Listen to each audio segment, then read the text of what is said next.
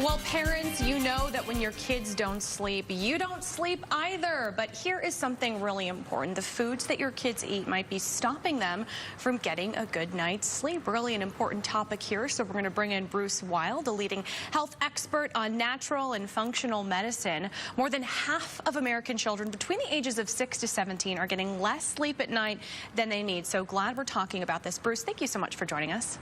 Thanks so much for having me, Whitney. I really appreciate it. Yeah, one of the biggest mistakes that parents make is overfeeding children sugar, especially late at night just before bedtime. And of course, that ramps them up, revs them up. But more importantly, it's micronutrient deficient. What I'm referring to here are, snacks like cake or cookies and crackers, pretty deficient in a lot of the micronutrients kids need to get that deep sleep. This is a really important thing. And, being in clinical practice for the last 20 plus years, one of the things that adults or parents at large, guardians have, trouble with is getting enough protein into their children. And this is also so important at night. You don't want to eat too close to bedtime. You don't want to have this late night snack somewhere around an hour before.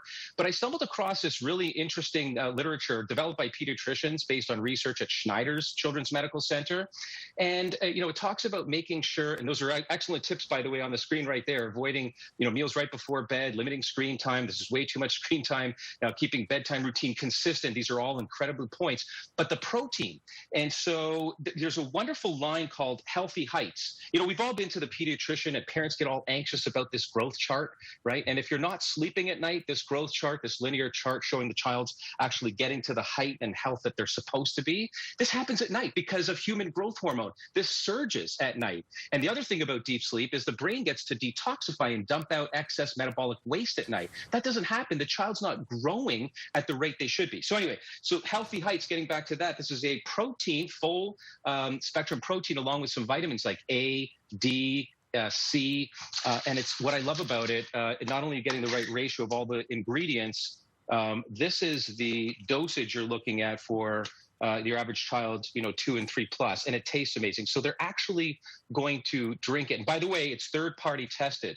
So it's indicated for children with short stature, lean children, picky eaters, and even athletic children. But this before bed, it's a winning combination for my little patients, I'll tell you. Okay, good to know. And the taste is something so key with kids. They're not just going to eat anything. And really